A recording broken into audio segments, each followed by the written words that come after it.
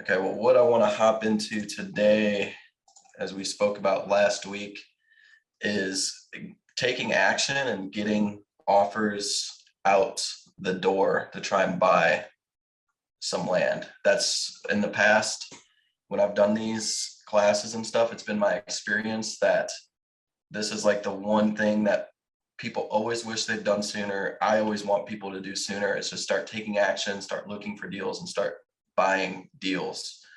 Um, Everyone always, they procrastinate, whether it's stuff going on with life, they're busy or they're scared to start or whatever it is.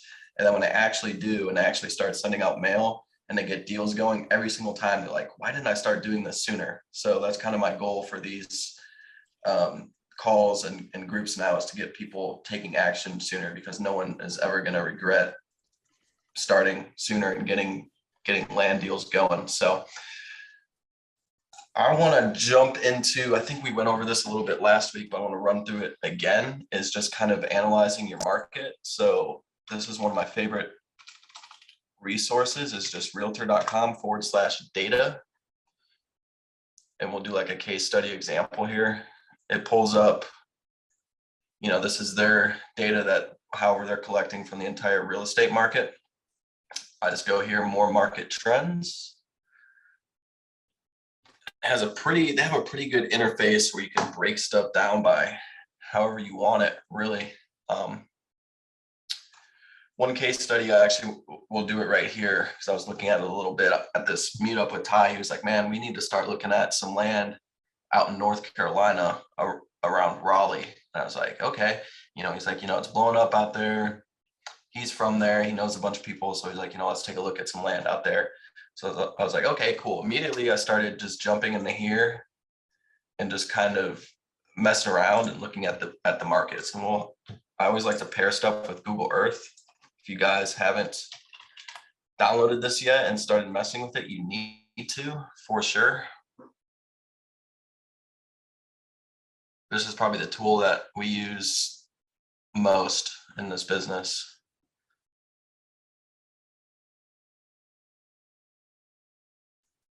Looking a little laggy, just let it load up.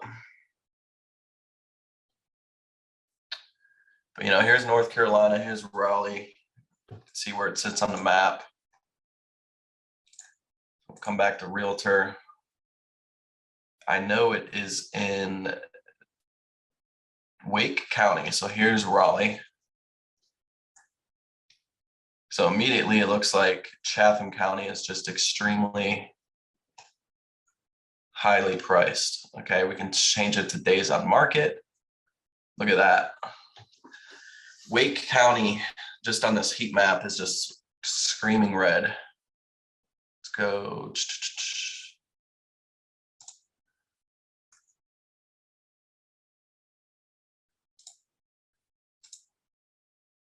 Look at that, it's number one. Over the last year, stuff has been selling 50% quicker. So good thesis right here is like, the developing area.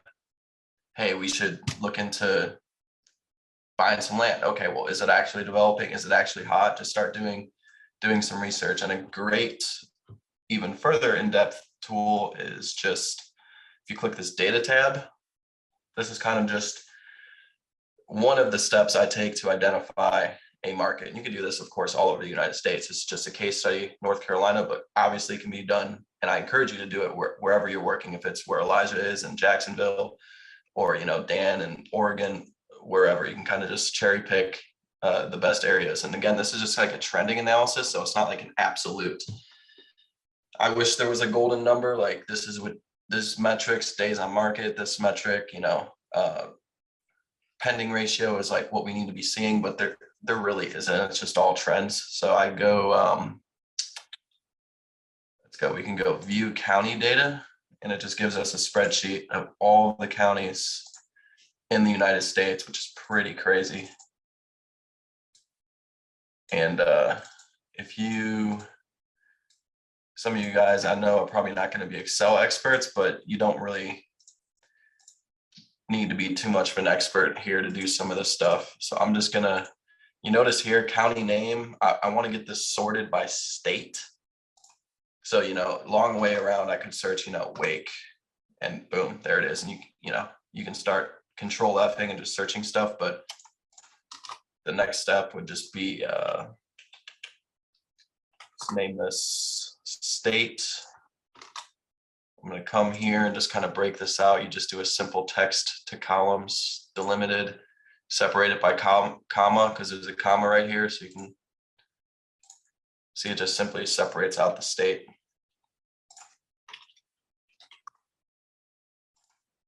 I'm gonna filter this sucker. And now we can just take a look at North Carolina. If you're in Oregon, you would just turn on Oregon. You can start looking at what are the best counties you think in that state or near you. Sort A to Z, so it's easier to. So Wake County, here's Raleigh right here. Just gonna highlight that. We can just take a look at some of these metrics. A good thing to do is freeze panes, freeze the top row. Oops, what I want to do is undo that. Highlight this view. Gotta go back up. Make sure you're at the top.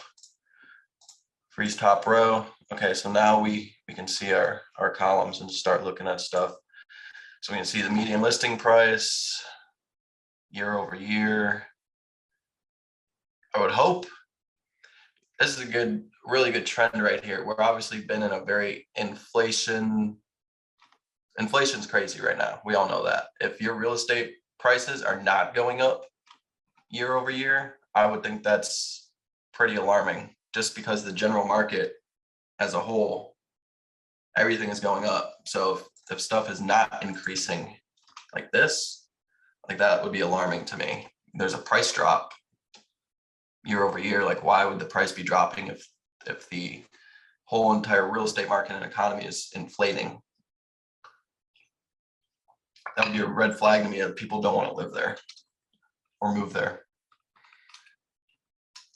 One of my favorite columns here is all the way over at the end, the pending ratio.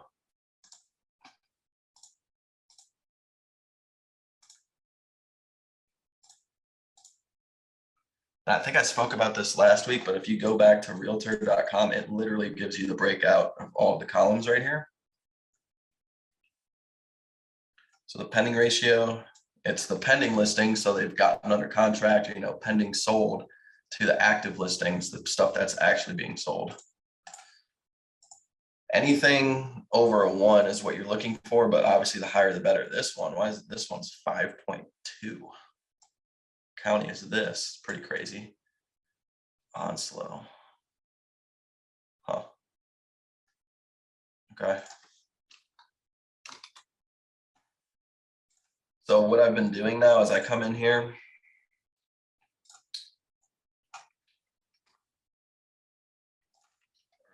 Point county lines. Again, Google Earth sucks. They got rid of the county lines. So if you just Google Earth Point county lines, Earth Point's just a software that hooks up seamlessly to Google Earth with shape files and stuff. So boom, now we got our county lines in there. Google Earth used to have it down here. It was, super handy. I don't know what genius updated Google Earth and got rid of the county lines filter in it, but so here's Wake County.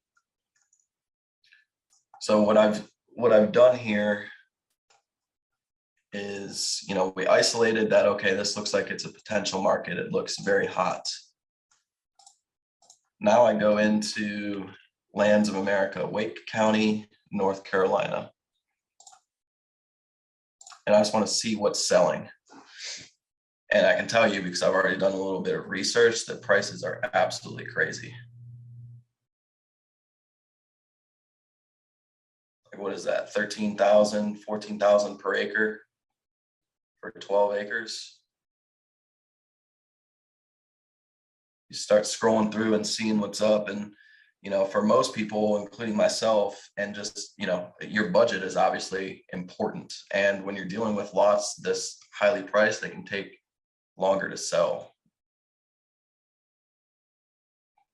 because your buyer pool is just smaller.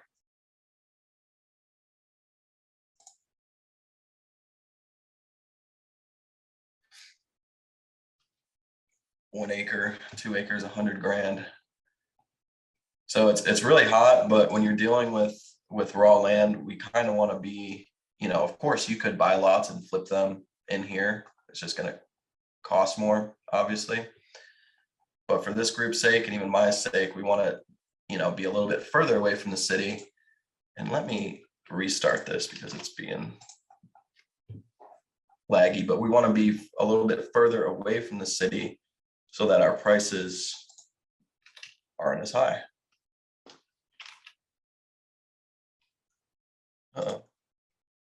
That's weird. Sometimes it updates and stuff and just gets a little bit slow. If you guys have any questions, by the way, any of these calls, just pop in and ask me, whether you're chatting or actually talking.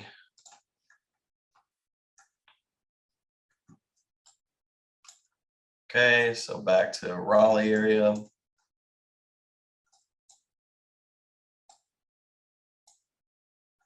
My Earth Point counties disappeared. Oh, there they are. Okay.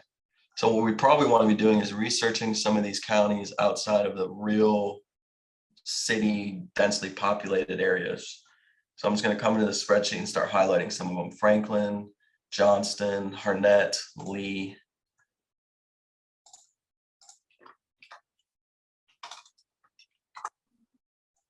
I have a quick question. Yes, sir. On the it's the ratio of pending versus sold, or pending and then those being sold. Is the number of properties pending for sale versus what?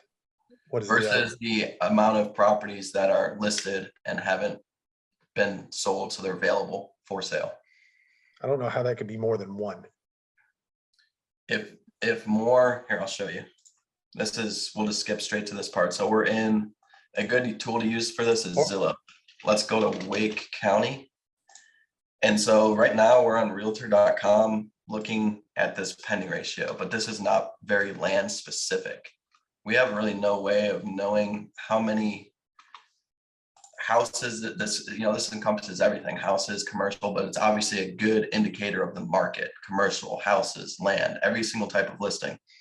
If we want to get more land specific, what I like to do is I come to Zillow, and Zillow is generally trash if you ask me for like posting land, but for research, it is good because it has a ton of data. All the realtors and brokers upload to it. It's fed into by the MLS. So you come in here, just turn off all your filters, but make sure you have 12 months and lots and land selected, because that's all we care about. And so we're looking for sale right now in Wake County. There's 127 for sale. Toggle it to sold in the last year. That's freaking nuts. 2,800 it's saying have sold. So a pending ratio just for land, simple math, 2873 divided by 177 is 16. In Wake County, 16 times more land has sold than is currently for sale within the last year. Okay. So now we know that in Wake County, stuff is moving like crazy. But that's why the prices are so high. Like I just showed you, like in Wake County, the prices are off the charts, obviously, because as soon as it goes on the market, it's probably being scooped up. And we can go back to the spreadsheet to Wake County and just check. They have the days on market here. 10 days. Look at that. That's freaking insane. This might be the lowest. Is there anything lower than 10 in North Carolina? Nope. Looks like it's the single hottest county in all of North Carolina. In the last year, the median days on market has been chopped in half. So there's a ton of people moving there. So in my mind, I'm thinking, well, if I could scoop up lots there, that'd be sweet. I got you, Elijah. That's coming next. The offer letters. That's what pairs into this. So in my mind, I'm like, okay, I would love to maybe try and get some direct mail out to this county, or just scroll through here. Once you have a deep, in-depth feel for this market, start potentially even finding stuff online where I go in and say, well, this is 1.5 acres for 60,000. I know it's worth 100. And you scoop up deals like that. Those are diamonds in the rough, obviously, but it is possible. But the best approach here would be to get direct mail out to Wake County after getting your pricing down and everything, which I'll teach you, and then go in and try and scoop up deals. But even better, in my opinion, would be to focus on these outlying counties, because A, it's cheaper for us to buy, and it's also cheaper for our customers to buy. So more people can afford it. And I guarantee you, there's a ton of people who don't want to be in the city. They want to kind of be out in the country. And also there's a ton of people who can't afford to be in here, but they can afford to be out here. And so when it comes to land, that is really the huge play, especially for subdividing, but even just for lots in general, is to be, somewhere within a vicinity that's affordable.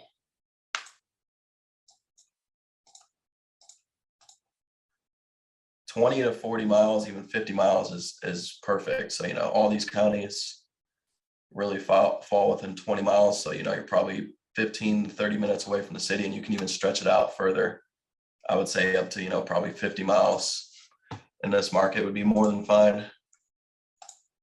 So does that make sense, by the way? What are some of these other counties? Johnston. What else? Chatham, Lee, Johnston, Franklin, Orange. Let's add a couple more.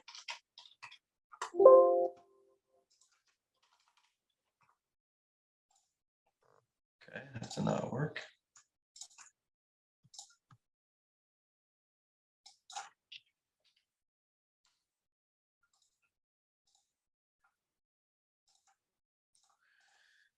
Okay, so I highlighted all of these in yellow, kind of all the counties surrounding it, just so I can see what's up. And, I'm just looking at some of these data metrics, median days. This one is our median listing price year over year, 26, 26, 20. Orange looks a little less.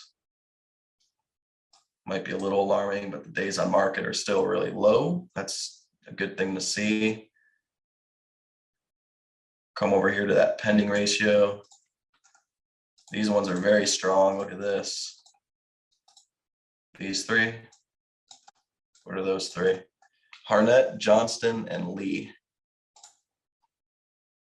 So we're looks like on the south side of Raleigh. Looks very strong. What was some of the other ones? What we could do is just code this and just sort it, but for time's sake, and just Chatham. Doesn't look as strong, but certainly wouldn't shy away from it. And then let's just go to Zillow and just take a look at some of these. So Harnett. I doubt any of them will be as crazy as Wake, but that's okay. They'll be cheaper. 156 for sale. 423 sold. Well, that's pretty strong. What's 423 divided by 2.7? Harnett County, that almost mirrors this spreadsheet exactly. Harnett is this one. 3.7.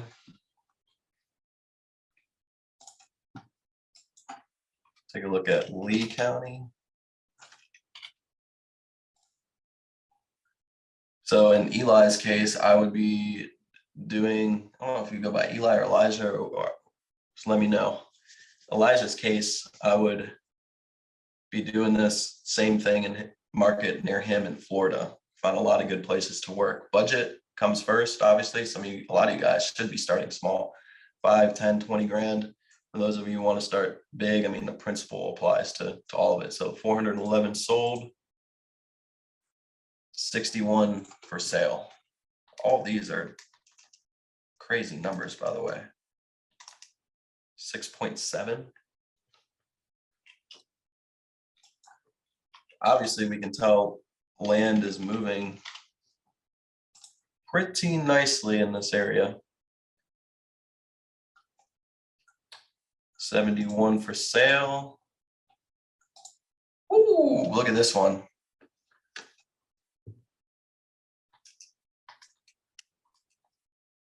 30. 30 times the currently listed land it's saying has sold within the last year. That is absolutely insane. Johnston.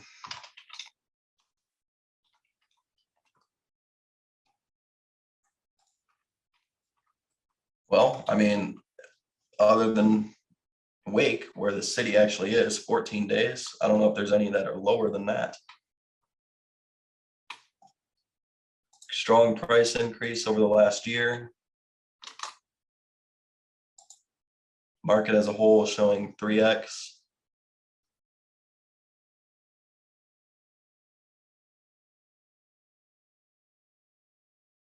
So all these markets look good. Probably want to start on the south side in this case. And now, boom, I'm back to Lands of America.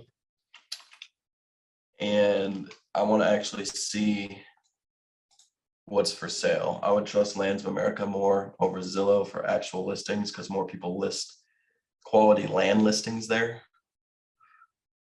So as you can see, 36 for 150. It's about 4 grand per acre. 10. Here's one for 6. One for 4. So it looks to be, some of the stuff is still expensive, but some of this looks to be a little cheaper.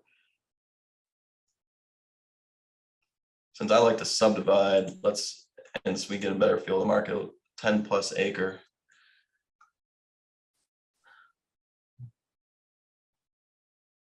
15. This one doesn't have a price. I mean, it's still pretty expensive. Less than 10.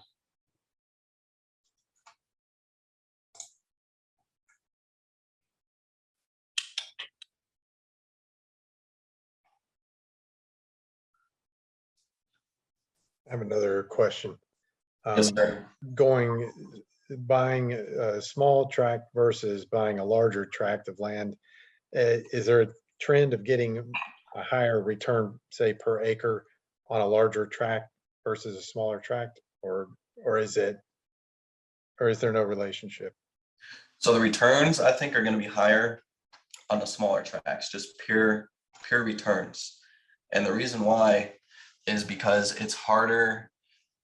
When you're dealing with small tracks, you can get cheaper cents on the dollar when you buy it, probably 30 to 50 cents. You can go in and buy a $10,000-$20,000 tract for 30 to 50 cents on the dollar, but you're not going to be able to buy someone's $4 million piece of land for 50 cents on the dollar. Now we need to be offering 70 to 80 cents on the dollar, but we add value through subdividing on those larger pieces. That's why I do it, because when you break it down then to smaller pieces, then you can start selling it at a higher cost per acre.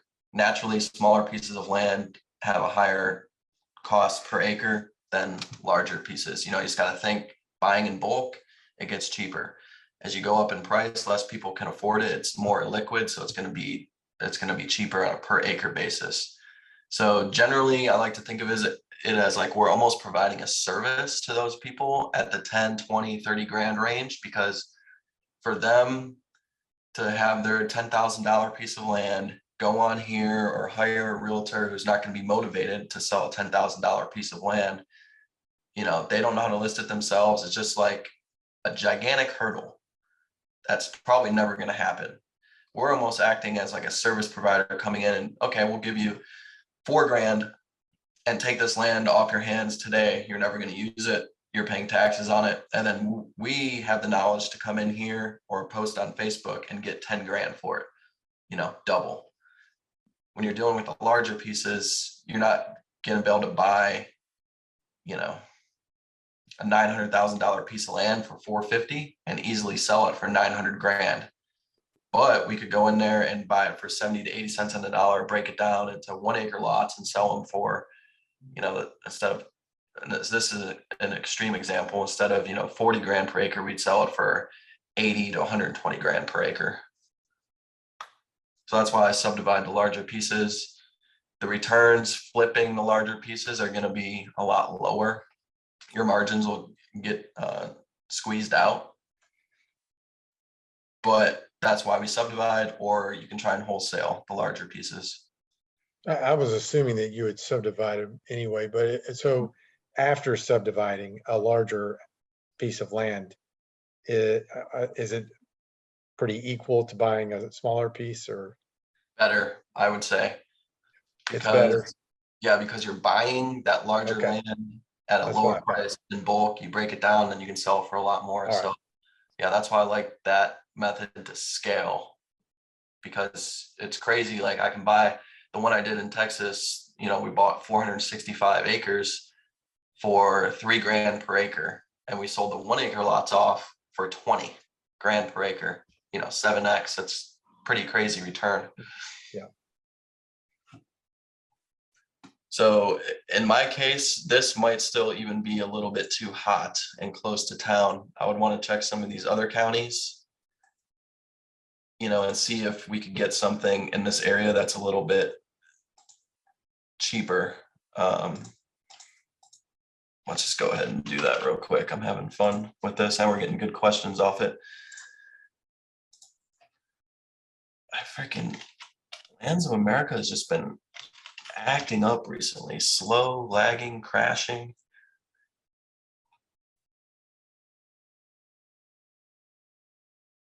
$5,000, still over 10.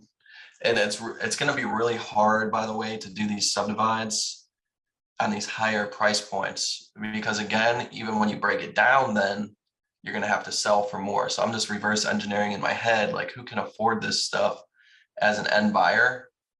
A lot less people, you know, 10 acres, 15 grand per acre. We go down and buy this and we break it to 10 1 acre lots and we sell each one for 30 or 45 grand per acre. You know, a lot less buyers at that price range than 15 to 20 grand per acre for 1 acre lots. In that case, we would need to be buying at bulk for, you know, 3 grand per acre or something. And the one thing that is the biggest detriment, I would say, to like these price points, I think they're a little too high, because seller financing and owner financing on the back end for me. So when I go to sell these off, I like to sell a lot of them on owner financing. And, you know, you start getting into 15, 20 grand per acre for a 5 acre piece. You have to start charging too much per month for the average person to afford it, to finance it to them. You know, if you tried selling a 10 acre piece, let's pull up my loan calculation spreadsheet.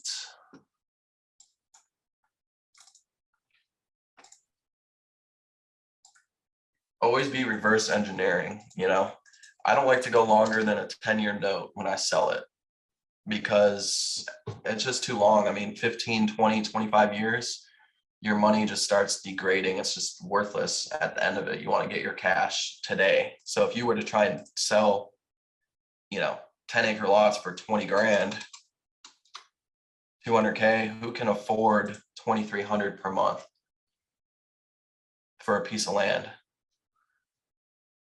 The upper range that I see is usually like 1,500. I got a couple at like 2,000 plus, but just not that many people can afford that. Like 1,000 to 1,500 is kind of the upper end. Everyone can afford that. They want some land away from the city.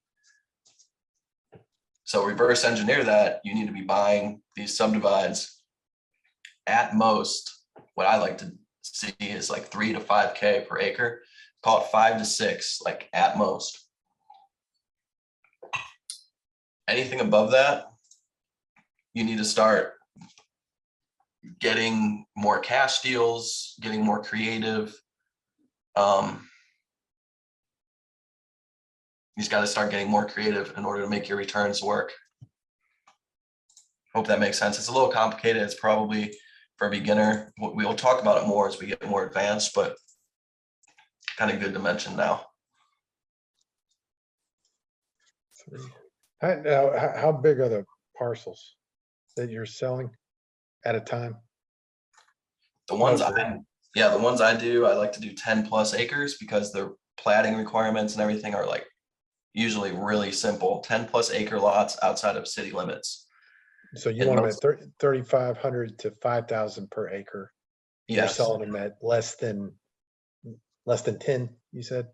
Yeah, anywhere from like 8 to 12. Okay. It's a pretty good range because, you know, like the ones we got going now, they're $111,000 notes. It's 1,300 per month. Like that's pretty much at the upper range. You know, if you want to force this to a 1,500 per month payment, you know, 13,000 per acre for a 10-acre lot on the sales side. That's kind of really approaching the upper range, in my opinion.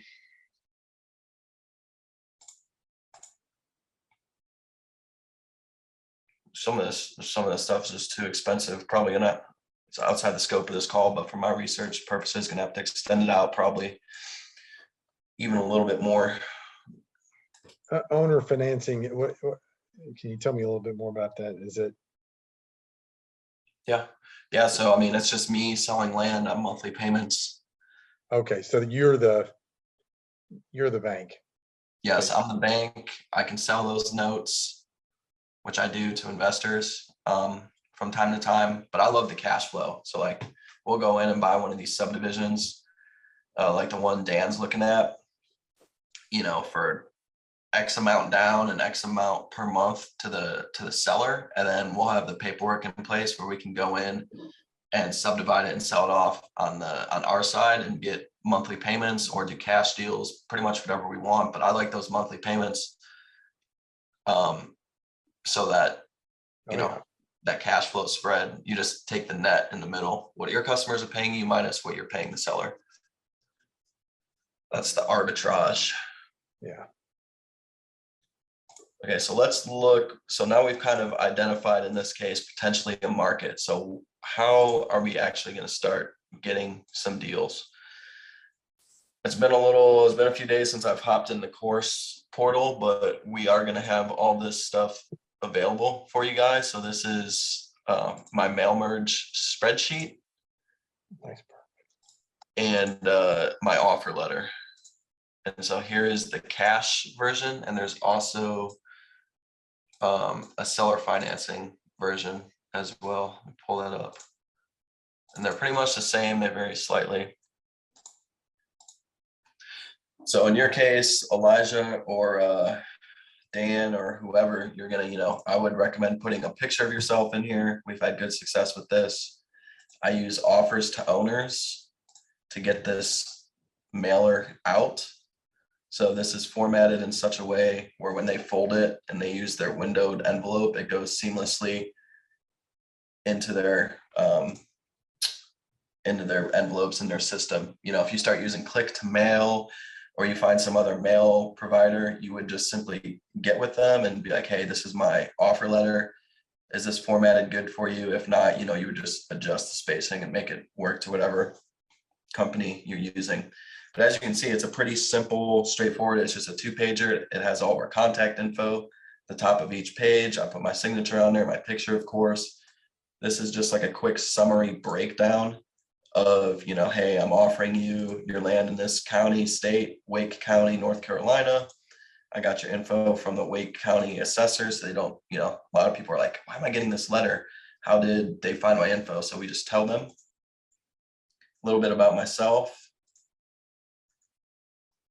Second page, we actually have their land info that gets plugged into here. So when we send them a letter, they know what we're offering on. We have our price.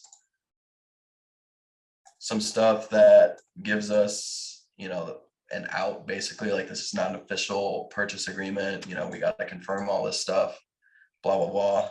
We put a hard cutoff date in there to inspire them to take action. So I usually put it 2 or 3 months into the future of my mail date. So we're in early May. So I'd probably put it like late July or something, July 30th, 2022.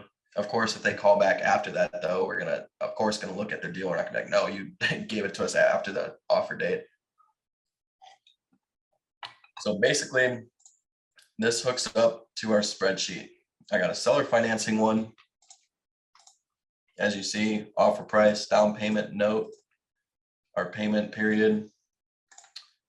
And I have a cash one, which is what most of you guys will be using starting off on the smaller deals. Why? Because it's going to be a lot harder to get small deals on seller financing. Because someone has a $10,000 piece of land, they're going to be like, well, why don't you just give me all 10,000 today? You might try and offer them 1,000 down and 300 a month for 36 months or something. You can certainly do that. But those pieces, the market is lower priced. It's apt to sell a lot quicker, churns a lot more. So, another investor or even them themselves could get inspired to, post it online or try and sell it. And most people are going to want cash for that. So that's why the lower price, I would say stick to cash. Also, we can get better deals, as I was saying, 30 to 50 cents on the dollar when buying cash at those prices. And the bigger pieces, of course, we mail out on seller financing, like the Subdivide stuff. So how does this thing work? Pretty simple. Keep in mind, I just put like some notes in there for you guys. If you go to each cell, has notes. But basically, in this case, we'd be, Wake County, North Carolina. So it would be, you just name something. I would probably do NCWK, our control, our cutoff date,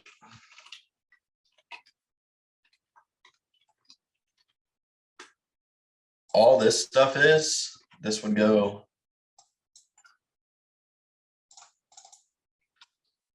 this. Actually, let me just delete this.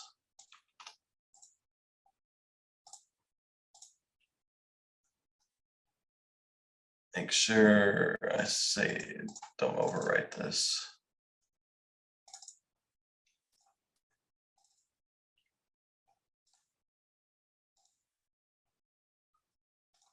Okay, so I would just put, this stays consistent. This is the county you're mailing out to. This number goes up depending on how many pieces of mail you're getting out. All this is just our reference on this letter. So when Joe Schmo calls you back, you know exactly what piece he's mailing. So he says, I'm Joe Johnson, I own whatever in Wake County, mail me out a piece of mail. I come to the spreadsheet and I'm like, okay, sometimes I don't exactly know who's calling me. So I'm like, okay, what's your reference number? Oh, it's NCWK 1002. Okay, boom, I know that's who called for that piece of land. That's all that is. Our cutoff date. This would stay consistent. We're mailing, Wake County all the way down. Here's where we actually put in our offer per acre. How do we get this? Simply by doing market research back to Lands of America. I would have to do a market analysis on Wake County. There's several ways to do this. I'll try and run through one or two here real quick. The easiest way is just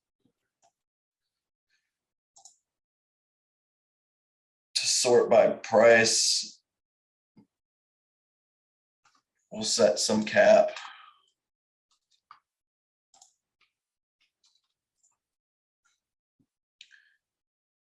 what I actually like to do is probably start dropping some pins on the map. So I'll open some of these listings and then come into here and start dropping some pins on Google Earth, exactly where they're at. I'll just put, like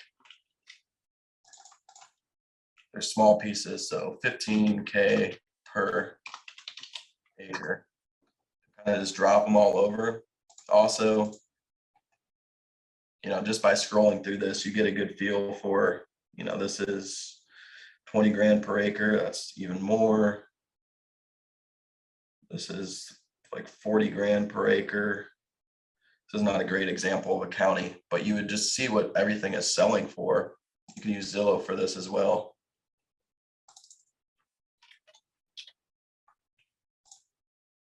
We can talk about this more next week, pricing your market. So it can get a little bit complex. I'm almost done filming this part of the course, so it might be up next week. Needed to touch it up.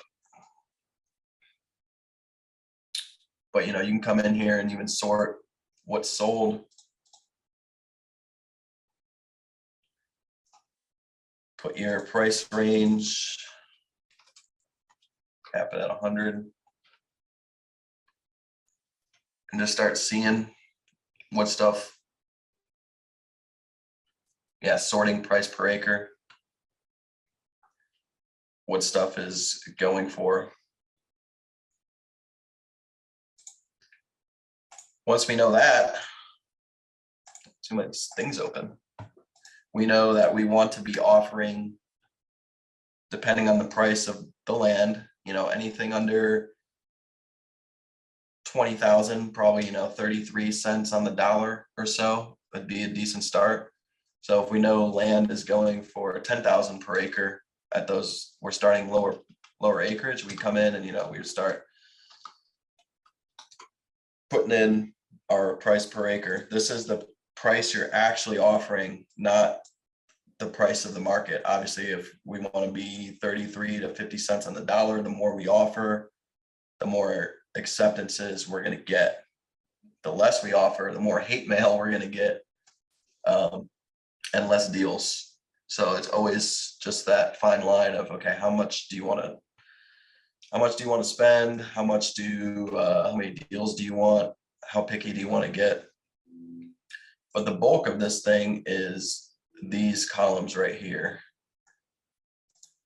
This one should probably be yellow. It's this one and these. This is the actual data from the county that we need to put in here to send out this mail.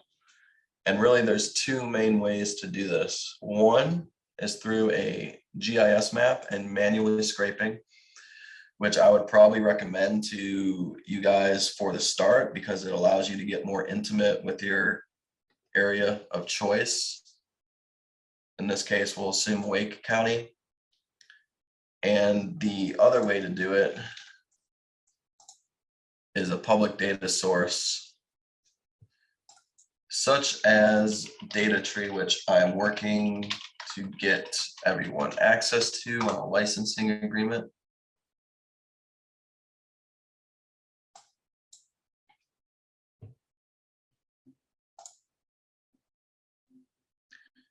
Data Tree taps into the county tax assessor and gives you all the data of ownership.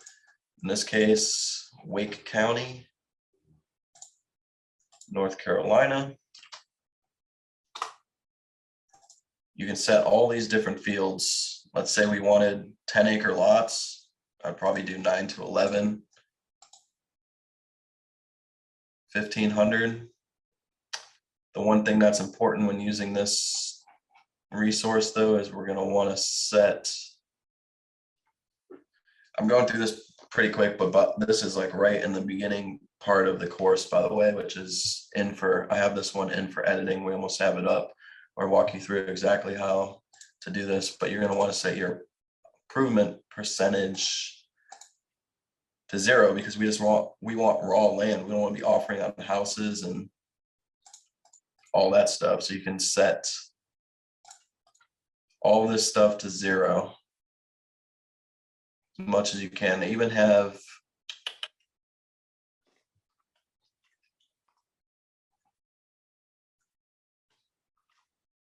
bedrooms. I would even like set that to 0. We're at 1590. Look at that. So a lot of 10-acre lots in Wake County have improvements on it, but you have 542 data points here, and you download this and simply plug it into your spreadsheet.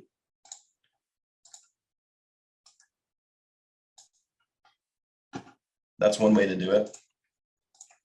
The other way I was talking about, we would search Wake County, North Carolina GIS map. Hopefully they have one.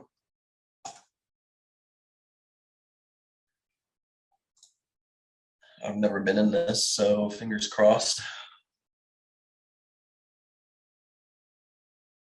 This is what we do for all the big subdivides, by the way. We just did one, me and Brian in Texas, and I got one lady I need to call after I get off the phone here. I'm probably gonna film it and put it in the course, the call and everything, but we mailed out 300 in a county in Texas, and we got 2 acceptances so far. One guy wants cash. He's got like an exotic ranch actually. And this lady I need to call, which could potentially be a third, mailed out at probably 60 to 80 cents on the dollar. And doing it on those big pieces, I see probably like a 1%, 1 to 2% return rate on acceptances. And how we do that is we come in to this GIS map. We need to, what you want to do is turn it to Google Earth imagery.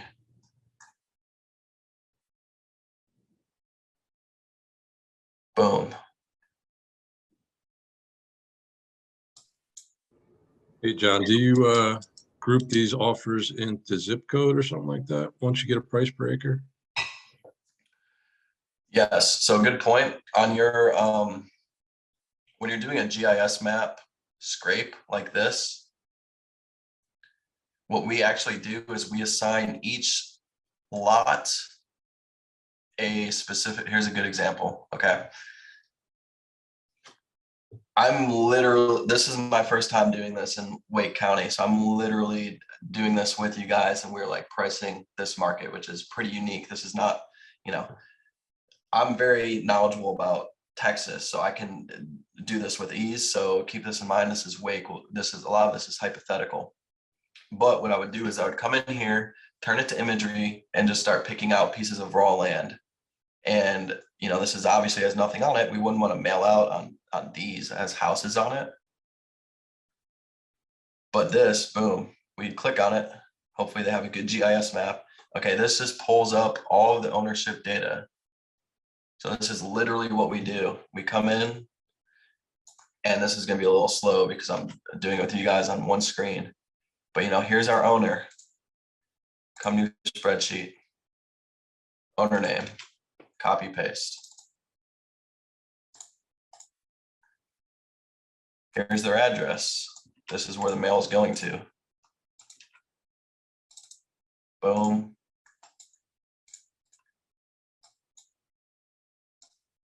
City, state, zip.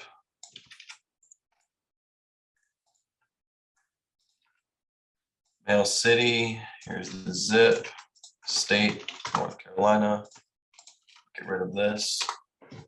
Okay, we have one record. Well, you need the parcel number and the acreage. So Wake County, I don't exactly know what the parcel number is. I'm assuming it's this. We'll just say it's this. APN stands for Assessor's Parcel Number, by the way. It's just the number that the county codifies to that land. So when you go to the county tax roll, you would type that in, it would pull up that land with that owner. It's just the lot number, call it. I don't know why that's happening in general. Oh, it's probably, yeah, there we go. Okay, this is obviously Wake County, North Carolina. We have that all set up. Now we just need legal description and acreage.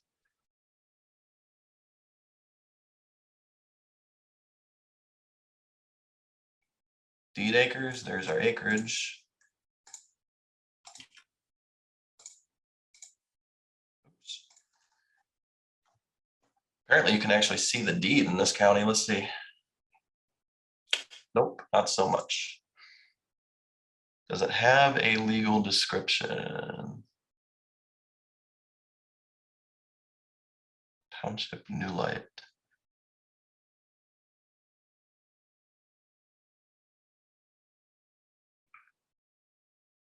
Property description, Ray LD. Okay, I've never seen one that short. I don't know much about Wake County. I'll need to further investigate this because usually the legal description is pretty, like this block, whatever, township, whatever. It's usually more sophisticated, but we'll just put that in there. Okay, so now we have one record. Offer price is just a calculation. We signified that, and what I do on this map is, okay, I apply each one a specific cost per acre based on location. So here we can get very granular and intimate. Okay, how far away is it from Raleigh? Does it have good access? Yes, it has pretty good road access. It's right next to development. So I would probably be offering something higher on this. You would need to know in this part of the county, what do you think land is going for per acre at this size, 36 acres? We did a brief look at Wake. It's pretty expensive, probably like 20 to 30 grand for this piece. I would have to do more research. That's a lot of this is just becoming an expert in your area. How do you do that? I'll talk about it more next week, but you guys have a good basis right now, just seeing what's listed for sale, looking at all these different resources, what's sold, dropping pins on the map, sorting by cost per acre, seeing what it's going for cost per acre. There's more ninja tricks that I'll teach you next week, actually trying to find comps of what is actually sold at the exact price per acre, but we'll assume, this is going for 30 grand in this area at this size. So if we were doing a cash offer, which this spreadsheet's set up for, I wouldn't really want to offer cash on something this size. This is probably something I would subdivide. So this is more relevant to the seller financing spreadsheet, but let's say we'd offer 30 grand times 36 acres, that's $1 million. So how much do we want to offer? Probably like at least 60 cents on the dollar. So probably 20 grand per acre. If it's going for 30, you might be able to get away with less, cheaper. This is kind of a bad example because if, we'll assume it's somewhere more rural in Oregon or Florida or Texas where stuff's going for, 1,000 per acre. So it's a 36 acre piece. You'd about to sell it for 36K, probably, 30K. You want to come in under market. So we would be offering, probably 500 per acre if it's going for 1,000, maybe 400 per acre. So we'd buy it for 14 and sell it for 30 to 35 if it's a 36 acre piece. So you can see how this would be tedious, especially on smaller parcels. We do this on big parcels all day, 300 to 500 pieces. Me and Brian will do it. We'll get, what do you think, Brian? Probably like 30 to 50 entries per hour or something. Yeah, something like that at least. But kind of what John was saying earlier too, you can, do a data pool and kind of do it the lazy way, put in a number and then send them all out. Or you can do it like this, actually go in there, look at road access, look at, what's around you, see the improvements, non-improvements, and you're going to get way more feedback and way more people calling you back on your offers rather than just, doing it the lazy way, I think. Yeah. There is a way though with data tree where you can sort by zip code. So it's more advanced, but when you do a data pull from data tree, I don't know where that went. But when you pull all your stuff, all your data for Wake County, 10-acre pieces. There is a way you can sort by zip code, and then you would apply pricing for that zip code. In other words, you know, this part of the county has one zip code, this part has another, this part has another, you know, so you would get more granular pricing it per zip code. And I'll teach you how to do that. It's more advanced. We'll need to do it either next week or the week after, or catch into course, which is coming. Hopefully it'll be up this week and you can ask questions on it, but you can sort by zip code. But again, that's good, but it's still not as good as like, okay, you know, it's in whatever zip code, but do you know if it has road frontage, or is it, you know, like this piece back here? Like, I don't even know if I would buy this piece. It's like at the end of this cul-de-sac. I don't know. I mean, I guess maybe you could get to it right here. It's like behind some houses. It's just like weird. So, you know, this is in the same zip code. I would clearly offer more per acre on this piece though than on this piece. This has road frontage. So this is how we're able to get that acceptance rate of like 1% to 2%, which is pretty crazy on the smaller pieces, or the larger pieces, excuse me. But on the smaller pieces, for a lot of you guys starting, like Elijah, for instance, we're in Florida, we're doing, you know, probably 5 to 10K. You can build out your spreadsheet using the GIS map and mail it out. I recommend to start that way. It's going to take you, you know, a couple hours to build 100 or 200 records, but you know, you're going to gain valuable insight to the county and to your area, and you're going to become a master at it. It's tedious, but it'll be worth it. The downside is on those smaller pieces, the acceptance rate is usually lower. So you're going to need a lot more mail out in order to get more deals. So it can be a pain in the ass to try and build out 1,000 data records spreadsheet like this for smaller pieces. Hence why we come to resources like this to pull it in bulk and apply either straight flat pricing to the county, which I wouldn't really recommend. We did it that way in my last mentorship group. A guy did that in Michigan, and he messed up. Dom, it's funny, he messed up. We said, okay, land looks like it's selling for 12,000 per acre in this part of Michigan. Let's mail it out for like 5 or 6. And for some reason in his mind, he thought that, okay, land's going for 5 or 6. Let's mail it out for 3. So he literally lowballed the entire county at a flat rate price. And he sent out, I think, like 1,000. And he still got like 7 or 8 deals. And he sold them all for like triple or quadruple. Brian knows this. I mean, the dude's just like, he wasn't getting calls at first. He was like, I think I messed up. Like I messed my pricing up. I was like, what'd you do? He's like, God dang, I thought it was 6,000. So I put it at 3 and these things are selling for 12. I'm not getting any calls. And then he was just patient. People slowly trickled in and he ended up scooping up a few deals and had a bunch of good ones. So you can do the flat rate pricing for the county, which is a lot simpler. You can do granular by zip code, which is still pretty simple. You just got to run a little calculation based on this data when you pull it. Or you can go like really insane into the GIS map, take the time. The bigger pieces, it's worth it. Like we'll spend 5 or 6 hours, 7 hours all day getting 300. So I get acceptance of 1% to 2%. Even if we get one deal, you're talking several $100,000 on a subdivision. So it's worth it by far, obviously. So yeah, does all that make sense to you guys? It's pretty simple. The important part is getting the offers out, which is like, I think you should be taking action. Open up this spreadsheet, DM me questions on Instagram, or shoot me an email, just right here. John@jonjasniak.com. If you have questions on how to use the spreadsheet or whatever, be more than happy to help you, but open up this spreadsheet. We don't have the feed to data tree yet, so just come into a GIS map, get some pricing down. Even if you're not super comfortable with it yet, it's not going to hurt you to get 50 to 100 offers out the door. What is that? It's like, envelope stamps, hand stuffing them. It's probably going to take you a couple hours, get 100 offers out. Cost you $60, $70. and you're gonna, at the very least, you're gonna gain a ton of knowledge and experience of the area you're mailing. But I think you'd be surprised. I think you might get a call or two.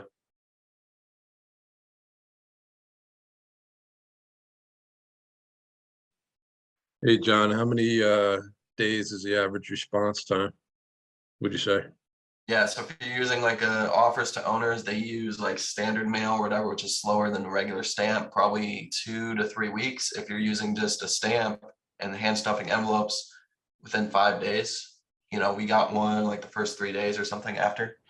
Yeah, well, I sent it out those 300 like 2 weeks ago. Yeah, we already got 3. Our first call on that was like 3 or 5 days after you sent them. Yeah, that exotic hunting ranch. Yeah. But on average, would you say what, a week or two? Yeah, depending on this postage rate, obviously, but yeah, a week or two.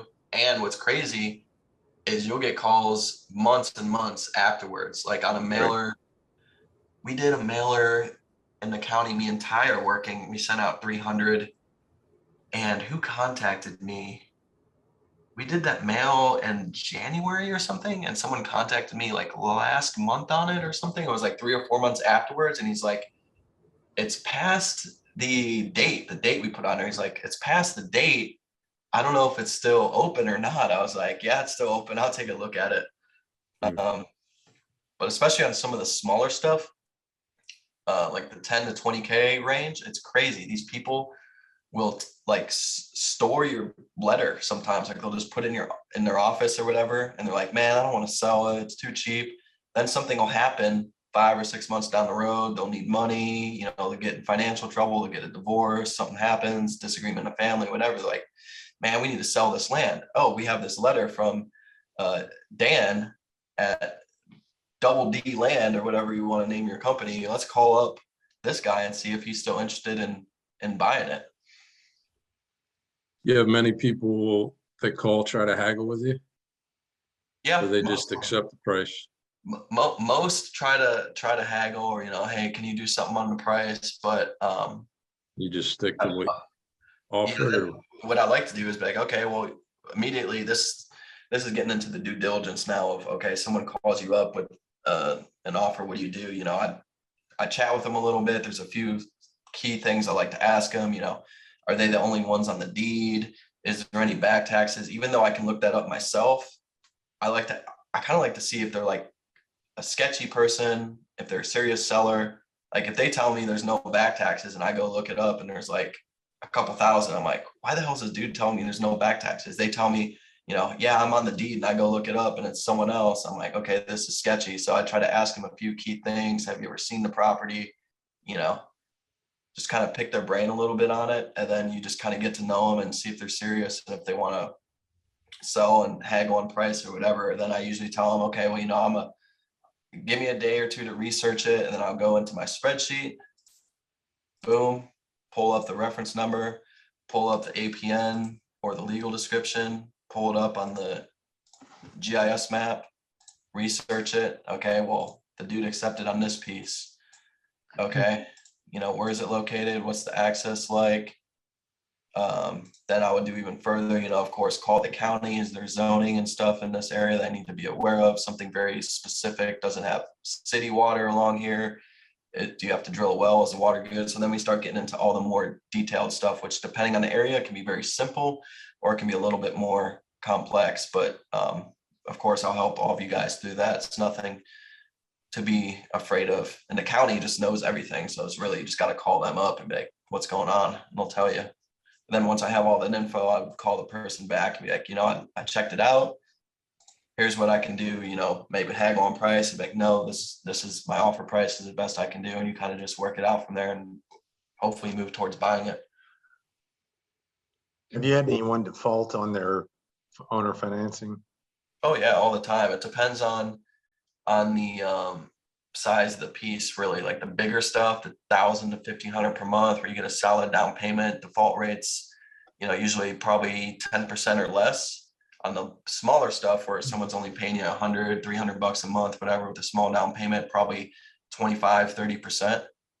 But I'll teach you exactly what you need to do to take the land back. And basically what you want to do is make sure you're buying a piece which we make sure that market is exactly what we want. We're buying a piece that we know if someone stops paying you, you just resell it.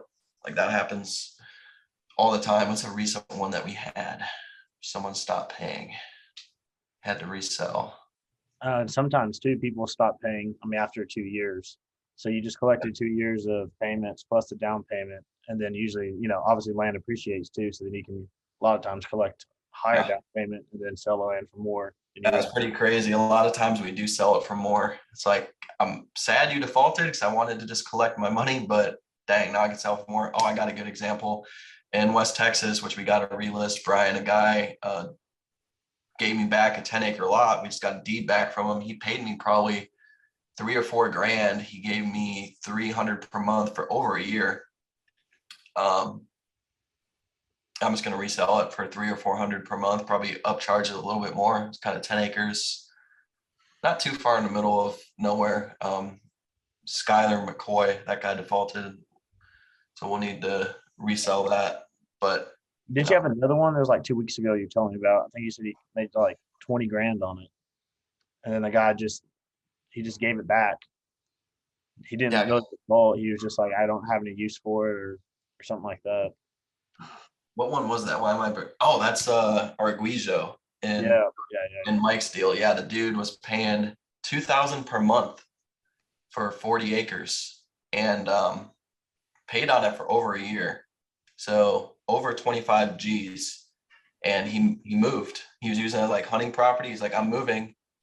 Can you buy it back from me? And we're like, no, we're not buying it back from you. Like, we're not a bank. You can deed it back to us or we're going to foreclose you. And he's like, of course, which 95% of people, oh my God, I don't want to be foreclosed, which is probably a good thing because technically you could report their credit.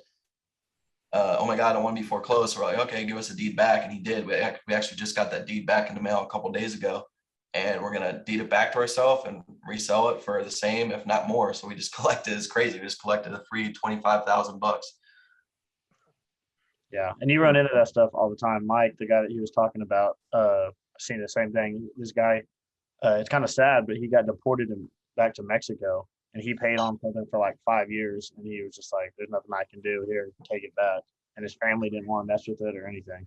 So he just collected 5 years of payments and then sell it again. And it really makes me sad because if these people were, and this kind of touches on how is this even possible in the first place? How can we go in and offer on this or a smaller piece at 30 to 50 cents on the dollar and scoop something up and sell it? Well, what I see consistently with people who stop paying, I'm like, man, why don't they just try to sell it or list it themselves? Or, in the best case, pay it off, then sell it and make some money because the land is appreciated. But they just don't have that capacity, interest, go get it, determination to post the property or the knowledge. They're just like, no, take it back. Or, we'll give them a few $100 or whatever to give us back a deed. And I'm just like, man, he had 20,000 left on his note. He was 20,000 into it, 40,000. Land's probably worth 50 or 60. He could have just listed it for 50 or 60 and tried and sold it and then cleared us out and either made his money back or even made a little bit. But literally no one does that. I'm like, man, you just put it on. If you like them, you can offer to sell it for them for a fee. Yeah, but that's the thing though. We can't really do that for them because as a business owner, it's a lot of time, energy, we're focused on other stuff. Like, were we going to hold this guy's hand and, be his nanny? I mean, it's just, it's a tough position. Right. But, you want to do what's right and what's ethical in those cases. I don't like refunds. I never recommend refunds. People will take advantage of you, but there's always special circumstances. So, and everyone's different. I mean, that's my philosophy. There's plenty of people out there like, oh, we'll refund them or give them back partial. I mean, I wouldn't recommend that. That's not good business. And, people will fully take advantage of you in those scenarios. But yeah, I don't know. It's just crazy. What else? Do you service your own notes and deeds or do you put it out to a service? No, we service it. Nearly every land person. I don't know someone who doesn't service their own notes, and I've gotten pretty big. Yeah. I think I probably have about 150 people paying me now or something. And you know, I've heard horror stories of note management companies. I mean, typically they take 10%, so there's that problem. But I've heard horror stories from people mainly who use them for like house notes and different types of real estate of just, you know, they're inefficient, they're not on the ball, you know, just like you're dealing with any third party company, there's going to be issues. I would prefer to just train someone if and when I get that big, you know, 500 to 1,000 notes. Right now, me and Brian just manage it. It's pretty doable. It's nothing too crazy. I managed it all myself all the way up to like 100 before I brought Brian on. But you know, my recommendation would be to hire someone in-house to manage it and train them. I think you'd have you'd probably save money that way. And I don't know, this game just loves speed, right? Because perfect example, Arguijo wants to give his land back. I don't know how long that would take a note company. Like, you know, try and work with any company like that with any type of speed, a big corporation. Boom, we send him out the deed. He mails it back to us 3 days later. We can sell it within a week. I would imagine the lag time with a note company is going to be pretty drastic. You know, they're going to few weeks to get the deed back. Okay, now we'll get it to you. A couple more weeks. You know, it's probably going to be several weeks before you can even relist that posting. So I like to operate with like crazy speed. For like in tax purposes and so forth, how much, so do you clear out the business's account every year paying yourself, or do you keep a lot of cash in the account of your business? Yeah, so I'm gonna preface this with I'm not a CPA, accountant, or attorney. I do hope to teach you guys some stuff about taxes and stuff with this business. We're probably going to upload this badass accounting call we had with my last mentorship group into the course. Plus, I want to actually bring on some badass tax attorneys to consult and put that in the course too. But I'll tell you what I do, and what most land people do is we set up our business as an S corp, an LLC, and then I pay myself a W-2 wage. And then different incomes from the tax, cash sales, note sales, installment sales are kind of all taxed differently, either at long or short-term capital gains or ordinary income. And so I pay myself a salary, technically. I give myself distributions if and when I need them, or if I want to pull money out to go invest with Ty or go buy a different business or real estate, I can pull that out. It's a taxable event, obviously. And then the rest of it just gets rolled back into the business and buys more land. But it's being taxed at one downside about land, if I'm being honest, is there's not great tax advantages to it because you can't depreciate it. That's the main thing. But the returns are so high on these subdivides, especially when we're talking 100% plus IRR, like minimum, sometimes upwards of 250+%. So those returns, I always laugh when people are like, but they love talking about multifamily and all this stuff, like the tax advantages. It's true for sure. But I'm always just kind of laughing in the back of my head. So I'm like, you're getting 12% IRR, but I'm getting 200%. And yeah, I'm paying tax, but I'm making a shit ton more money and my business is growing so much quicker and more cash flow. All Say you verbally agree on a sale price. What are the next steps in terms of purchase agreement in order to close a cash sale? The rule of thumb that I like, by the way, what's up, Alan? Glad to have you in here. I hope everyone's learning a bunch too. I want to take this next level. I want my first millionaire student. So that's my goal. But I usually have a rule. It's like 10 grand. Anything over 10K, you should be using a title company. So in that case, you'd get with a title company in Wake County or assume here, get a contract, both parties sign it, pretty straightforward, sale price, etc. route it through the title company. They would handle it all. Paperwork, closing statement. They would charge you, probably $1,000. Depends on the area, depends on the price of the piece of land, but we'll assume $1,000 to prep the deed, give you title insurance, act as the middleman, blah, blah, blah. You would close it. It'd be pretty seamless. What it'd come down to is at the end, they would send you a closing package. You would initial and sign whatever they ask you, and then wire the funds. And then from the seller, they would just get a deed and they would handle that exchange as an escrow third party. Under 10 grand and these really small pieces, like out in the middle of nowhere, Texas or Arizona, New Mexico, where it's like $1,000 or $3,000 that you're buying it for, you can't really use a title company, right? Because you're buying it for 2,500, it's worth $5,000. What are you going to do? Pay a title company $1,000 to close it? I mean, you've just taken away most of your profit. So what we do is a lot of self-closing, where we just mail a warranty deed. It's usually a warranty deed, purchase agreement, cashier's check, return envelope with postage, and payment to a notary. And we just go to a site like 123 Notary. We line up a mobile notary in their location, call them up, be like, hey, I'm buying this piece of land. I'm gonna send you a closing package with those 5 things. Send it to the notary, link the notary in contact with the seller. They meet up, make sure you get a signature on the deed. The seller gets their check and they just mail you back the deed. And if you're concerned about free and clear title, that's why we buy in a warranty deed.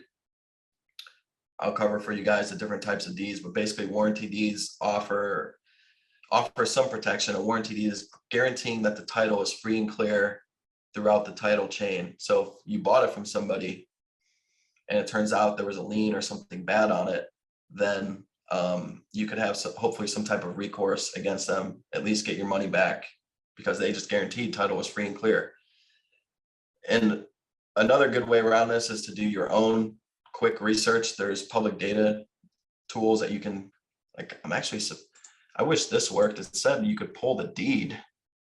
Some counties have really good, where you can actually go to the county and they have an online resource and you just pull up the deed, just follow back grantor, grantee through the course of time, go a couple sales back and make sure that everything looks good. It's a good way to just do a self check.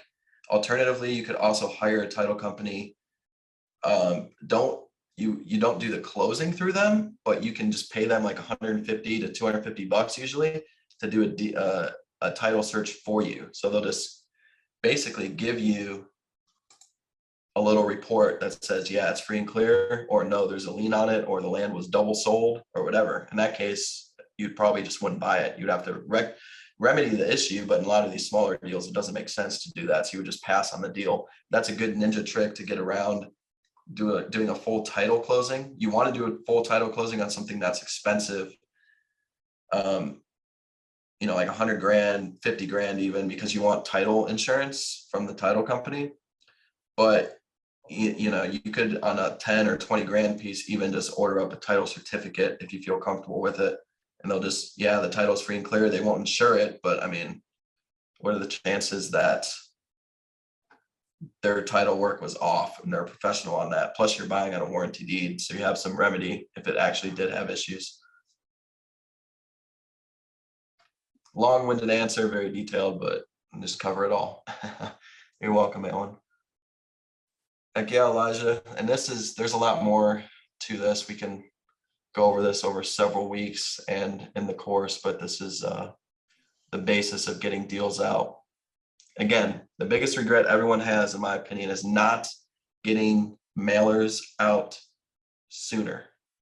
Because when they do start getting them out, they're like, I'm getting all these deals. I'm buying, like the guy in Michigan, Dom. It took him probably 2 months before I finally got the guy to send out some mail. And he did. And then he started getting, and then he had the issue, like, I priced it wrong. And then a few weeks later, they started coming. He's like, I'm getting all these deals, man. You're the best, blah, blah, blah. And I'm like, dude, just imagine if you would have gotten that out in week 2, like the first couple of weeks when we talked about it. He's like, I know it was, I was procrastinating. I didn't know his thing was he wanted to wait for someone else to do it first, so that he kind of had proof of concept in the group. He's like, I really wanted to see, someone take action and have proof. Like, I guess he just didn't believe that it was possible.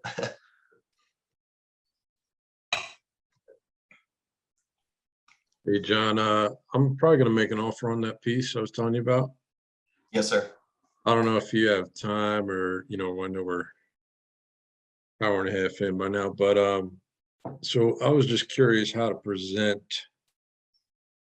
I'm gonna ask them to finance it, obviously, but, to present the wraparound situation with the no due on sale clause.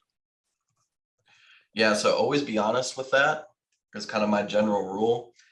I'd make the offer, first start with price. Hey, I'd like to offer 10,000 down, 90,000 over 7 years, and pull up this loan calculation spreadsheet or the loan Right. calculation app that I showed you guys, and have your numbers handy, because how a lot of realtors don't know what the hell like this is, and the seller is definitely going to want to know a certain key metric. So 10,000 down, 90,000 at 7%. I'll be giving them 1358 per month over 84 months. The note is 90. The total is 114 plus my 10,000 down. It'll be 125 over 7 years. That's kind of, long story short, how I would present the pricing. And I would say, and I want to, of course, close through a title company. I want to have, in your case, you probably want like 10, or tell them, I want 10 or 14-day option period for just a couple $100. So I can go out and drive out there and Right. actually see the land, get boots on the ground. And finally, I'd like to use my paperwork that we've created for these seller financing deals that allows me to sell or lease all or part of the land while I'm paying them. And if she asks why, I'd be straightforward and honest and be like, well, I'm considering, breaking it down into smaller pieces and potentially selling it off in the future. And in that pitch, make sure to tell them this paperwork is always going to allow them to maintain first lien, so they can always take their asset back. That's the main thing you want to pitch to them, is like, if anything happens, if I don't pay them, they can always get rid of me. They got the down payment for free and they can take their asset back. And the Right. second thing you want to pitch to them is, I'm only going to improve your property. I'm going to get it surveyed. I'm going to break it into smaller pieces if I do, and it's going to be worth more. So if I ever don't pay them, they're going to be taking back an asset that's worth even more. I'll probably take that part out unless they say, oh, we don't really want to do it. Right. I would do, hey, I want to have this paperwork in place if I want to sell all or part in the future. And if they're still hesitant, sometimes their objection will be, well, I don't want to take back a piece of land that's been destroyed or, broken up, or there's people out there, or whatever. And then if they have that, then I would hit them with, hey, this is like risk-free. You're going to be able to keep my down payment, and I'm not going to do anything except add value to the land. That's like the last ditch effort, because there is going to be some people who just will object to it because they don't want it to be broken out. And potentially, if you have a perfect square, in their mind, they're like, well, you have a perfect square of land. This piece sells off and you're left with like this weird rectangle, and it devalues the land. You want to get them past that hurdle, and that not many people have that objection. Their main objection is, I don't want to do the seller financing. I just want cash. I don't like the payments. They want their cash now. That's like 90% of people, their objection. 10% will be, I'm worried about something crazy happening. And then that's when you hit them with, well, I'm only going to be adding value. It's going to be broken down. It's going to be worth more. Prove to them that you're reducing all of their risk. So do you have a form that I can include in an offer What do you mean?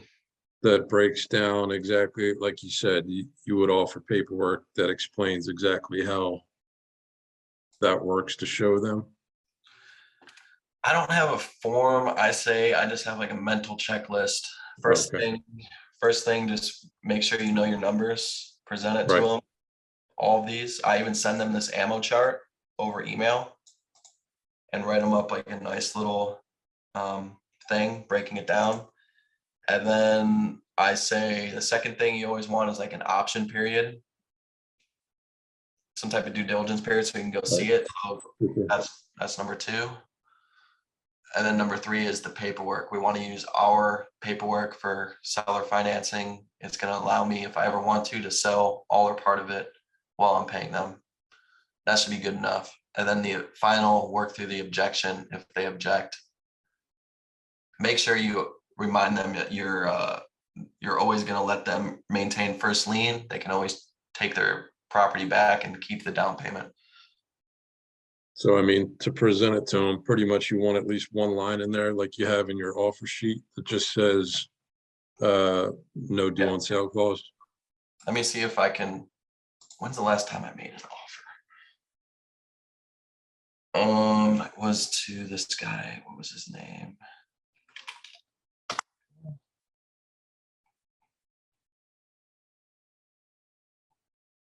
Yeah, his name was definitely.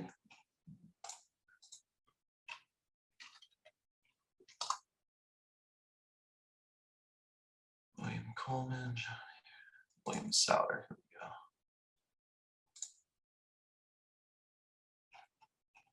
Show you exactly how I pitched it to him.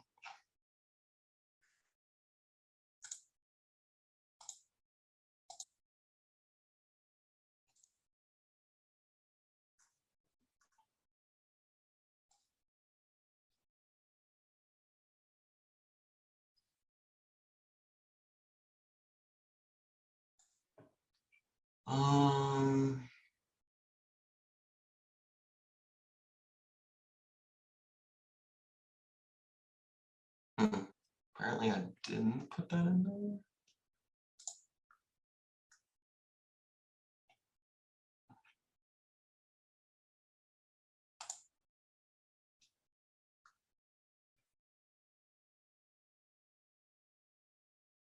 Huh.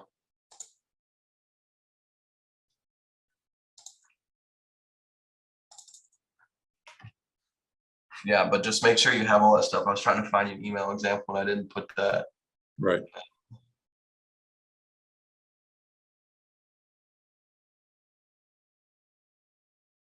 Did that make sense? What else on that? So I guess my main question is that enough for at least the initial offers, just to say you want to include a no due on sale clause? Yeah, for sure. I'm still trying to find you one. I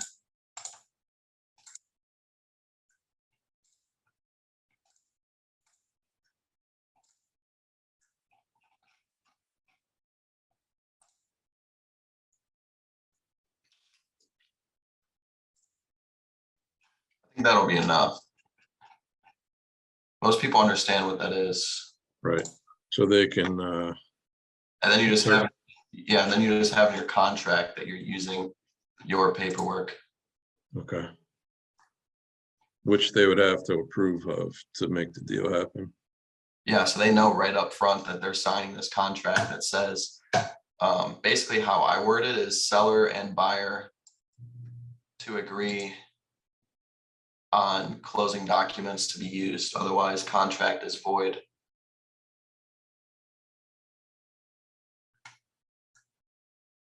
What was that one more time?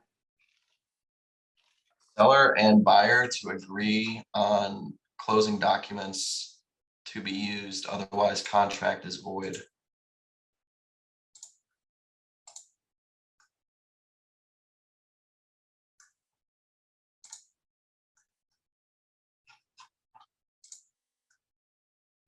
If you have, this is like getting really into the weeds too, by the way, if you have more questions, then you can hit me up on Instagram DM, but I think that is a good enough start for you. Right. Mainly just the pricing. Here we go. Here's a good example. I include the loan calculations. They rejected my offer, by the way, because they just didn't want to do seller financing. So as you can see, I'd like to see if the seller would be interested in a seller financing proposal, 400K down, 2.3 at 6% over 10 years to buy it all. I've attached this much per month, total of 3 million. I like to put in the total, including interest, because that's just like the big number and kind of catches their eyes sometimes, like, oh my God, I can make more. Some cases they can make more than I have it listed at, because I can get more aggressive with pricing, but in your case, you're lowballing. So it's still good for them to see the total. In their case, it'd be like, oh, well, the total is 125, including down payment. Right. That's only 50 or, whatever, less than what they're asking. It looks better than the 100, which is like 60% of what they're asking. Simple 3-week option period for 2,500. This is a much larger deal for you. You could probably do like 250 or even $100 or something. I would also like to request that we use my set of owner financing documents that I use on these deals. Here we go. This is the first thing. Basically, it always allows the seller to maintain first lien and take back his asset if default occurs, but gives me the flexibility to sell or lease the land while paying him. It removes the due on sale clause. Gotcha. If they objected to that, it's either going to be because they don't want to do seller financing. Okay, the deal's probably dead, but they indicated they did. So their objection might just be a pricing, like, no, we don't want to go that low. You need to decide if you want to go up higher. But their second objection would be, no, we don't want to do that because we don't want you to sell or lease all or part for XYZ reason. Then that's what I would come in and say, well, I'm only going to be improving value. I don't, here's what I'm going to do. I'm going to get it surveyed or, break it down to smaller lots and in the future, and it would be worth more based on what I'm seeing for sale. Okay. And, some people are just, they don't get it, and you're not going to be able to, just like anything else in life, you're not going to move past that objection in some cases, but you got to try.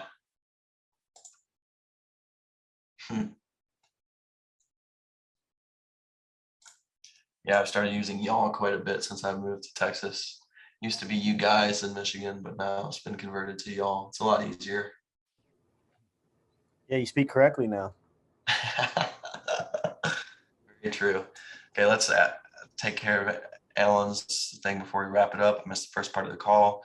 Yes, all these should be put in a vault for you, Alan. And then of course, as you can see, this is very detailed. So the editing and building out of it has taken, if I'm being honest, a little bit longer and more work than I thought. But a lot of stuff is coming, such as the how to identify a market and price your mailer. It's going to be up hopefully before next week's call, but this will be in there for you to see.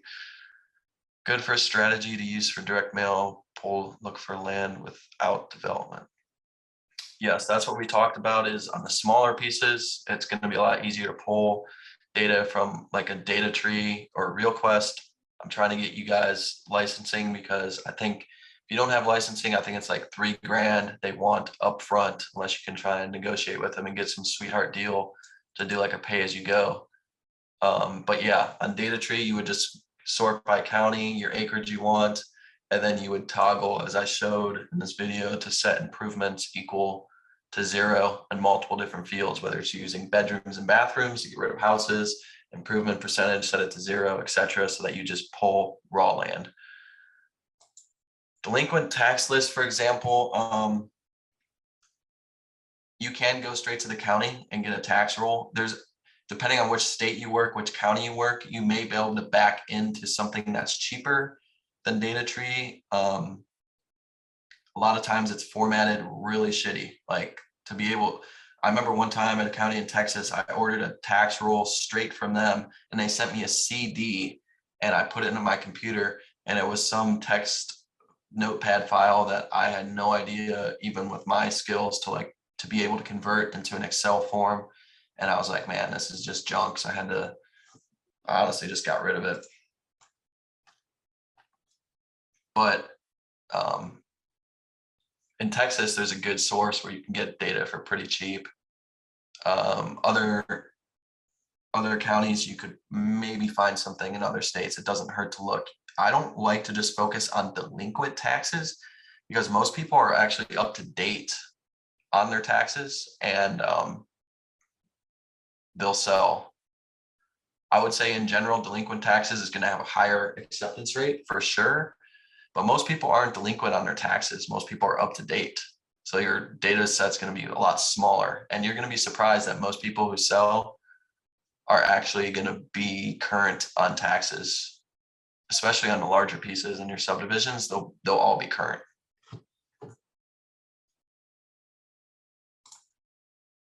Okay, what else? We're 1:40 in. I think I'm about to wrap this sucker up. Any other pending important last questions? Appreciate y'all hopping on this Friday. Hopefully you guys got some good value out of this. We need to get deals in the mail though. I want to get you guys some land deals flowing. We can come into the group. We can analyze some stuff like we're doing with Dan, looking at deals, how to price it, how to sell it, etc. Get some money flowing. Thank you for the good knowledge today, man. Yes, sir. I want you to take some action out there in Florida. Get some, even if it's 50, start trickling some stuff out. You know, we'll get you the tools to send out more easier. But if you go through the pain work in the beginning, the hard, more tedious stuff, you're going to be amazed at, you know, you'll start to see, okay, well, I know that Jones Road is in the west side of the county, and any land along Jones Road is worth XYZ, and any land on the east side is worth, you know, not as much. And you just start getting really intimate knowledge of different counties. Once you get to that level, like I have in Texas, you can, I like to call it like printing money. You can basically like start printing money. You just start looking at deals online, like how I find them online. You're like, oh, this is a deal. Or you mail out and someone calls you back. It's like, I know exactly where this is. I know how I'm going to do it. This is, it's like free money. All right, I'm definitely gonna. I'll make that my first goal is to get 50 mailers out. Yes, sir. If you have under 5K, can you wholesale land deal? Yeah, one of the best things you can do for under 5K, if you're not, I mean, I would recommend just buying a small piece, like $1,000 to $3,000 and flipping it. Because if you can get something that cheaply priced, you can sell it really quick, because basically anyone can afford $5,000. So if you buy it for 2, you can easily sell it for 5.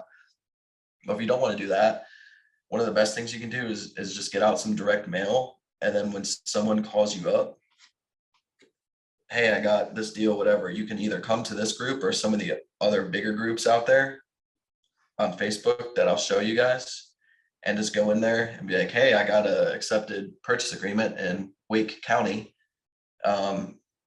You know, someone wants to sell it for $6,000 and I think it's worth 10. And then just have someone, you know, basically sign a contract.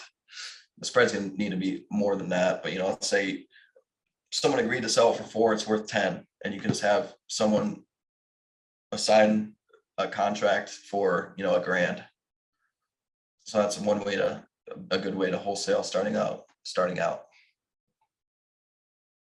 Get those accepted offers, and then you have that offer in hand. You can do a bunch of stuff with it, whether it's find funding from an investor, friends or family, and buy it yourself. Give it to another land investor for a chunk of the change, ask another land investor to fund it and split the profits. I mean, there's a bunch of different stuff you can do once you have the offer accepted and in place, but you can't do it without that. Can I price out some properties in, and what's NYS? I'd love to. Oh, New York State. Yeah, it's not my favorite place to work, but if it's New York State, we can definitely take a look.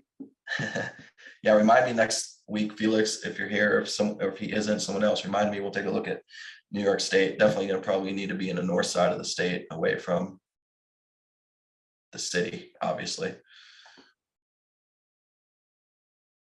How long is the intermediate assignment period? I'm not quite sure I understand that, but it's quick, as quick as someone wants to give you money if you have an accepted purchase. Most land people who have a decent amount of experience are, you know, they can go in there, evaluate the piece, and if it's a good deal, hopefully you have multiple people wanting it, so it'll happen pretty quickly. within a week or two, I would imagine, than days. All right, well, this group is growing. Look at this, 1, 2, 3, 4, 5, 6, 7. I don't know how many people we got in there, not in here now, probably 10 plus, but it's growing. Got to get deals out, get stuff flowing, get you guys up to speed and land experts. Start printing some money, creating some cash flow. Okay, well, I don't know if Adrian or someone else is still here. I think I'm going to call it here. Definitely appreciate you guys. We went long today, which is good. I love talking about this stuff. Love teaching people. Hope you guys all have a good weekend here. You as well. Appreciate it, man. See you. Yes, sir. Thanks, John.